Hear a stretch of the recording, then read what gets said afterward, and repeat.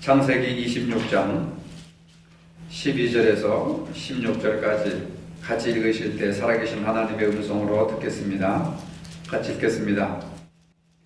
이삭이 그 땅에서 농사하여 그 해에 100배나 얻었고 여호와께서 복을 주심으로 그 사람이 창대하고 왕성하여 마침내 거부가 되어 양과 소가 떼를 이루고 종이 심이 많음으로 블레셋 사람이 그를 시기하여 그 아버지 아브람 때에 그 아버지의 종들이 판 모든 우물을 막고 흙으로 메웠더라.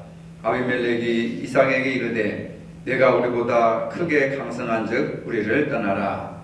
아멘. 2020년 경자년 새해가 밝았습니다. 금년에는 흰 집뒤해라고 합니다. 경자년이라고 하는 뜻을 살펴보면은 경자는 하얀색이어서 밝고 큰 것을 상징하고 자자는 다시 돌아온다고 하는 의미로 회복의 뜻을 가지고 있답니다. 또 쥐띠해에 태어난 사람은 부자로 산다거나 쥐띠해에 난 사람은 부지런하다라고 하는 덕담이 전해져 오고 있습니다. 이 조상들은 집안에 쥐가 보이지 않으면 혹시 무슨 일이 일어날 것을 알고 화재의 위험은 없나, 집이 무너질 염려는 없나, 집 구석구석을 단속할 정도로 아주 쥐가 옛날에는 초능력을 가진 존재로 인정을 받았다고 합니다.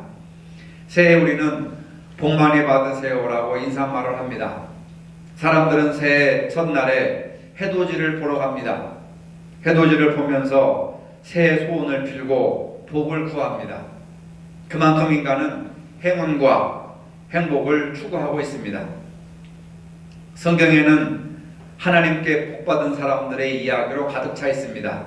아브라함과 이삭과 야곱과 요셉이 복을 받고 살았습니다.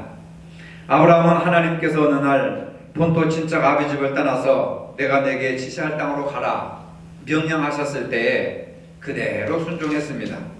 아브라함은 믿음의 사람입니다. 아브라함은 순종의 사람입니다. 심지어 하나밖에 없는 아들 이삭을 제물로 바치라 했을 때에 아브라함은 그것까지 순종했습니다.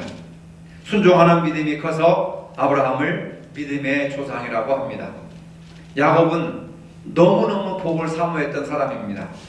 어느 정도 복을 사모했느냐면 자기 아버지와 형을 속이고 형의 장자권을 가르칠 정도로 복을 사모했던 사람입니다. 누가 봐도 야곱은 복에 대한 열정이 대단했습니다. 야곱이 부모를 속인 행동을 정당화하려는 것은 아닙니다. 그렇지만은 복에 대한 열정은 우리가 인정을 해야 됩니다. 야복강에서 천사와 씨름할 때 야곱은 천사를 도와주지 않았습니다. 당신이 내게 축복하지 아니하면 나는 당신을 도와드릴 수가 없습니다. 야곱은 생명을 걸고 복을 사모했던 사람입니다. 환도뼈가 부러지는 줄도 모르고 절뚝거리면서 천사를 통해 복받기를 원했습니다. 야곱은 충분히 복받을 만한 자격이 있었습니다. 요셉 또한 마찬가지입니다. 요셉은 노예로 끌려갔지만은 우여곡절 끝에 그 많은 고난의 세월을 보낸 후에 애굽의 국무총리가 되었습니다. 누가 봐도 요셉은 복받을 그릇이었습니다. 사랑받던 아들에서 하루아침에 형제들의 배신으로 노예의 신세로 추락했지만은 단 한 번도 자기를 배신하고 죽이려고 했던 형들에게 불평을 해본 적이 없습니다. 자기를 죽이려는 형들을 미워해 본 적이 없습니다. 나중에 형들을 만났을 때 다 용서하고 화해를 이루었습니다. 요셉은 성품이 의롭고 아름다운 사람이었습니다. 아브라함이나 야곱이나 요셉은 복받을 만한 조건을 가지고 있었습니다. 그런데 오늘 본문의 주인공 이삭이 문제입니다. 이삭은 너무나 평범한 사람입니다. 매력적인 것이 하나도 없습니다. 특징이 없습니다. 우리가 이삭에 대해서 알고 있는 것은 우물을 많이 판 사람, 우물을 많이 판 그것 외에는 기억할 만한 것이 없습니다. 우물을 열심히 파서 샘이 터지면 남들이 와서 그 우물을 빼앗습니다. 그러면 우물을 내주고 다른 데 가서 또 우물을 팝니다. 일생 동안 우물만 판 사람입니다. 그런데도 하나님께서 이삭을 축복해 주십니다. 이삭에게 엄청난 복을 주십니다. 어떤 복을 주셨을까요? 오늘 본문 12절부터 14절의 말씀입니다. 이삭이 그 땅에서 농사하여 그의 백배나 얻었고 여호와께서 복을 주심으로 그 사람이 창대하고 왕성하여 마침내 거부가 되어 양과 소가 떼를 이루고 종의 심이 많으므로 블레셋 사람이 그를 시기하였다. 사람들이 시기할 정도로 복을 받았습니다. 사람들이 배가 아플 정도로 복을 받았습니다. 거부가 되었습니다. 양과 소가 떼를 이루고 종들이 심이 많았습니다. 본문은 이삭이 100배의 복을 받은 내용입니다. 형통의 복을 받은 내용입니다. 사람은 누구나 모든 일에 형통하기를 바라고 있습니다. 형통한다는 말은 말 그대로 모든 곳에서 다 통한다고 하는 겁니다. 막힘이 없이 다 통한다고 하는 뜻입니다. 재물의 길이 열리고 인간관계의 길이 열리고 하늘에서도 열리고 땅에서도 열리는 것이 형통의 길입니다. 꼭 물질의 문제만을 생각할 수가 없습니다. 모든 문제, 동서남북의 모든 문제들이 다 통한다고 하는 거예요. 형통해진다고 하는 것은 혈액순환과 같이 혈액순환이 왕성하게 이루어져야 몸이 건강하듯이 형통이라고 하는 것은 막힘이 없이 모든 것이 다 뚫어진다. 길이 열려있다. 여러분 금년에 길이 활짝 열리시기를 바랍니다. 잘되고 번성하시기를 바랍니다. 형통의 복이 열리시기를 바랍니다. 이러한 이삭이 복을 받는 데는 몇 가지 특징이 있었습니다. 첫째로 흉년 후에 복이 왔습니다.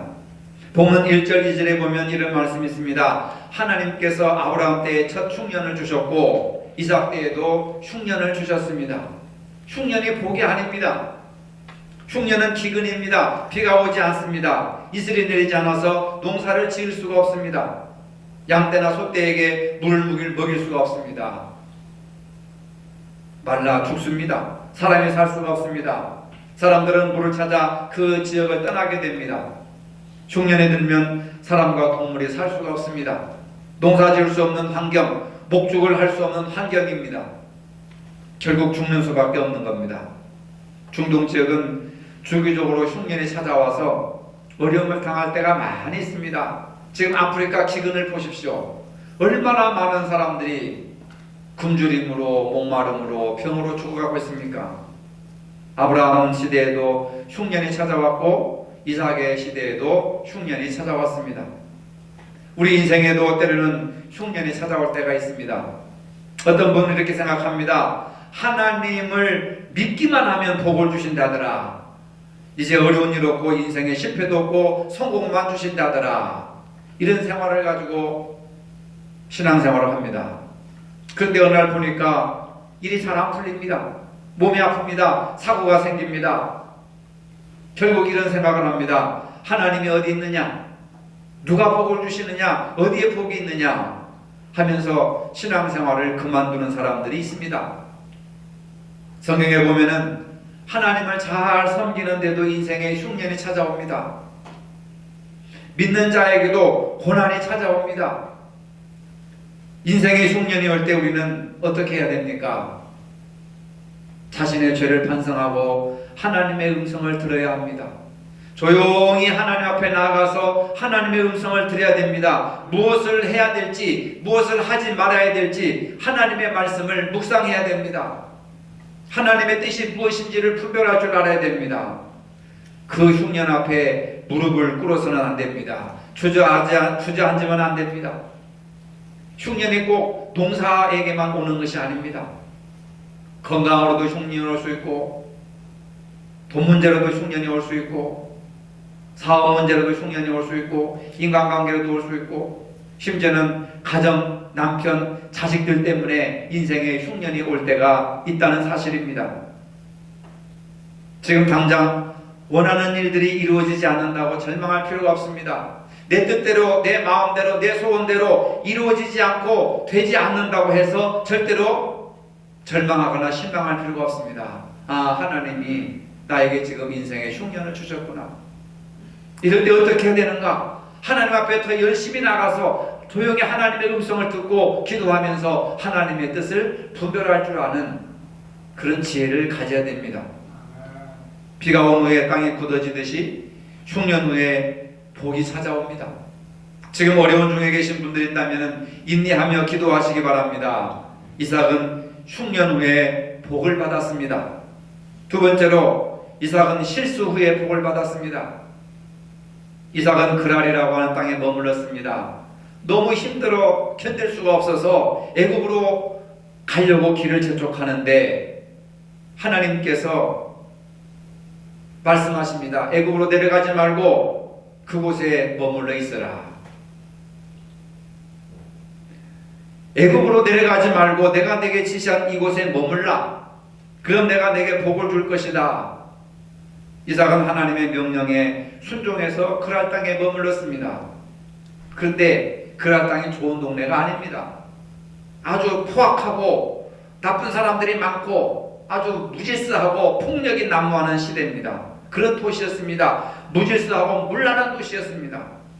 예쁜 여인이 있으면은 그 여인을 뺏기 위해서 남편을 죽일 정도로 그런 포악하고 무질서한 도시였습니다.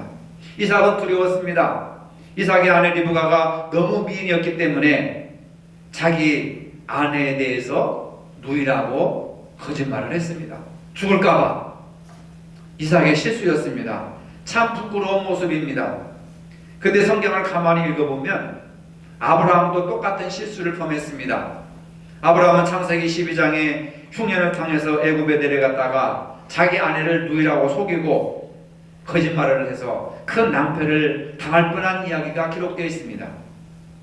아브라함은 그런 실수를 2번이나 했습니다. 오늘 본문에 보니까 아들 이삭이 어쩜 그렇게 부전자전이라고 아버지가 실수한 것을 그대로 닮아가고 있습니다. 참 무서운 일입니다. 부모와 자식이 반복해서 실수를 합니다. 본문에서 우리는 가정교육이 얼마나 중요한 것인지를 알 수가 있습니다. 가장 좋은 신앙의 가정교육은 부모가 몸으로 말씀을 실천하여 본을 보여주는 교육입니다. 말로 해서 안 됩니다. 윽박질러서 안 됩니다. 협박해서 안 됩니다. 혈기 부려서 안 됩니다. 큰 소리 치서 되는 것이 아닙니다. 부모가 자식들에게 본을 보여줘야 되는, 그게 산교육입니다. 부모가 본을 보이지 않는다면 아무리 타일러도 효과가 없습니다. 오히려 반항하고 대적하고 오히려 곁길로 가게 되어 있습니다. 세 번째로 이삭은 순종 후에 복을 받았습니다. 애굽으로 내려가던 중에 하나님은 말씀하십니다. 여기에 머물라. 가고 싶습니다. 자기 아내를 누이라고 속일 만큼 폭력과 무질서와 거짓으로 가득 찬 음란한 도시에서 하루라도 있으면 막 죄를 질 것 같으니까 빨리 애굽으로 도망가고 싶은 거예요. 근데 하나님은 왜 애굽으로 보내지 않으시고 그 음란하고 폭력이 난무하는 그 그랄 땅에 머물라고 하셨을까요? 여러분 같으면 순종하시겠습니까? 한시라도 벗어나고 싶은 지긋지긋한 이 도시에서 소돔과 고모라와 같은 그 도시에서 빨리 도망가고 싶은데 하나님은 도와주시지 않고 거기에 머물러 있으라. 하나님은 순종하는 이삭에게 복을 주셨습니다. 2절 3절의 말씀입니다. 여호와께서 이삭에게 나타나 가라사대 애굽으로 내려가지 말고 내가 내게 지시하는 땅에 거주하라. 이 땅에 거류하면 내가 너와 함께해서 내게 복을 주고 내가 이 모든 땅을 너와 네 자손에게 주리라. 애굽으로 내려가지 말고 하나님께서 지시하신 땅에 머물러 있으라. 도대체 왜 그랬을까? 답답하기만 합니다.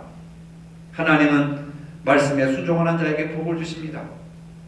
만약에 그랄 땅이 젖과 꿀이 흐르는 가나안 땅이라고 한다면 하나님이 머물러 있지 말아라 해도 거기에 머물러 있을 거예요. 너무 좋으니까, 사람들도 좋고 지상낙원 같고 에덴 동산 같으니까 어디 가겠습니까? 여기가 좋사오니 초막을 짓고 여기서 살고 싶다 할 수 있겠지 않습니까?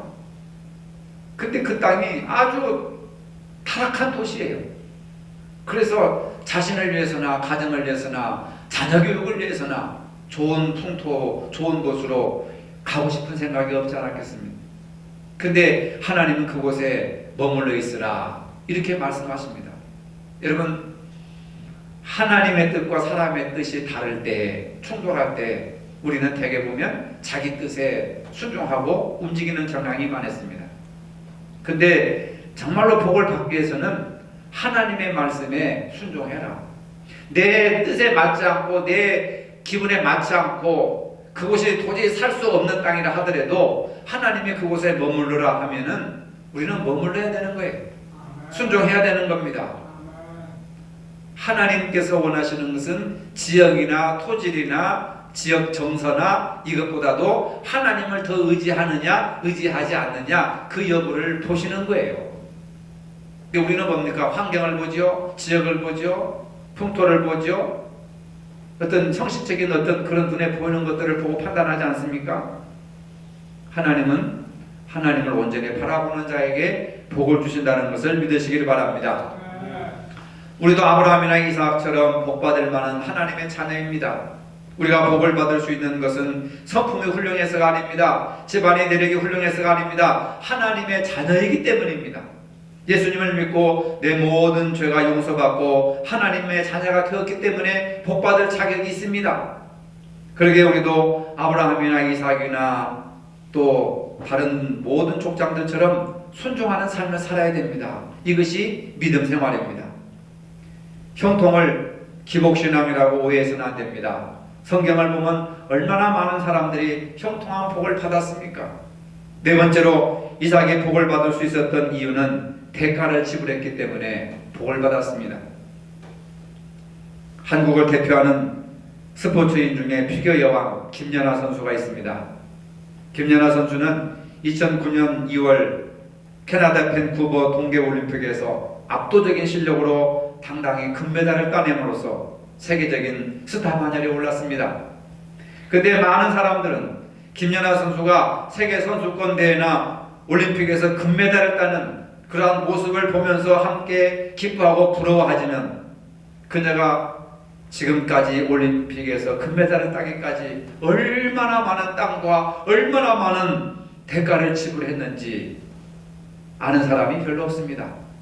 김연아 선수는 올림픽 금메달을 따기 위해서 무려 13년 동안 땀과 눈물을 빙판 위에 뿌렸습니다. 쇼트 2분 50초, 프리 4분의 완벽한 연기를 위해서 무려 1만 시간 이상을 연습했다고 합니다.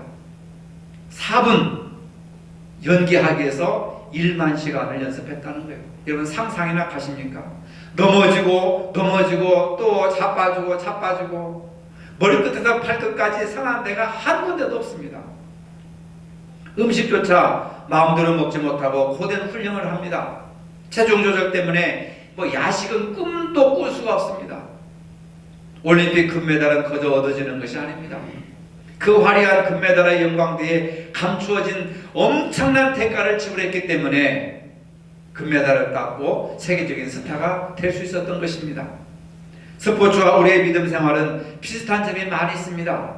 그중 한 가지가 온전한 믿음, 성숙한 믿음을 위해 대가를 지불해야 된다는 점입니다. 그런데 우리는 성숙한 믿음을 위해서 노력하지 않습니다. 김연아처럼 훈련하지 않습니다. 기도도 훈련하지 않고 찬송도 훈련하지 않고 말씀도 훈련하지 않습니다. 섬김도 봉사도 사랑도 훈련하지 않습니다. 그러니까 못하는 거고 그러니까 어설픈 거고 그러니까 안 되는 겁니다. 바울도 경건에 이르기를 연습하라고 했습니다. 매일 반복되는 연습과 훈련을 통해서 익숙해지고 습관이 되는 것입니다. 우리가 지금 힘써야 할 훈련은 하나님의 말씀에 순종하는 훈련입니다. 성숙한 믿음의 인격을 갖는 것을 훈련해야 됩니다. 왜? 이것이 축복을 가져오는 통로이기 때문에 그렇습니다. 순종을 위해서 자기를 부정하는 대가를 지불해야 됩니다. 어떤 분이 믿음 좋은 사람입니까? 열심입니까? 뜨거움입니까? 이것은 작은 믿음입니다. 부분적인 믿음입니다. 정말로 하나님께 복받을 큰 믿음은 대가를 지불하는 믿음입니다. 대가를 지불하기 위해서 감정을 조절할 줄 알아야 됩니다. 양보할 줄 알아야 됩니다. 갈등을 넘어서야 합니다. 자신을 갈고 닦아야 합니다. 이삭은 특히 갈등 관리를 잘했습니다. 적들과 싸우지 않고 잘 지내는 노련한 사람이 되었습니다. 이삭은 농사가 잘 되어서 우물을 많이 팠습니다. 우물을 팠는데 하나님의 복을 주셔서 물이 콸콸콸 쏟아져 옵니다. 그때마다 시기하던 그랄 사람들이 와가지고 그 우물을 뺐습니다. 우물을 파고 샘물이 터지면 와서 또 뺐습니다. 또 그랄 사람들이 와서 뼈 빠지게 우물을 팠는데 흙으로 막아버립니다. 이삭은 싸우지 않았습니다. 화내지 않았습니다. 빼앗고 막아버리면 다른 곳에 가서 또 우물을 파고, 또 빼앗고 막아버리면 다른 곳에 우물을 가서 파고, 평생 동안 우물을 판 사람이었습니다. 싸우지 않고 양보했더니 하나님께서 축복하시더라, 승리케 해주시더라 믿으시기를 바랍니다. 마른 땅에 물이 솟아나는 것은 하나님의 축복입니다. 복을 주시는 하나님의 말씀에 따라 순종할 때 우물을 빼앗으려는 적들과 싸우지 않았습니다. 여러분들이 인생의 우물을 파시고 가정의 우물을 파시고 하시는 우물을 파시는데, 우물을 파는데 물이 안 나오면 아무 소용이 없습니다. 물을 주시는 분은 하나님이신 줄로 믿으시기를 바랍니다. 여러분들의 신앙의 우물, 인생의 우물, 삶의 우물을 팔 때 하나님께서 우물을 터뜨려 주실 줄로 믿으시기를 바랍니다. 헛고생을 하면 소용없어요. 이삭은 복을 주시는 분은 바로 여호와 하나님이심을 믿었습니다. 만복의 근원은 바로 하나님이십니다. 하나님은 사람을 크게도 하시고 적게도 하시고 가난하게 하게 하시고 부하게도 하시고 흥하게도 하게 하시고 망하게도 하시는 우리의 생사와 복을 주관하시는 전능하신 하나님이십니다. 오늘 우리는 2020년 새해 첫 주일 예배를 드립니다. 하는 일이 잘 되고 가족이 건강하고 사업이 잘 되고 형통하기를 소원하고 있습니다. 그런데 소원만 가졌다고 이루어지지 않습니다.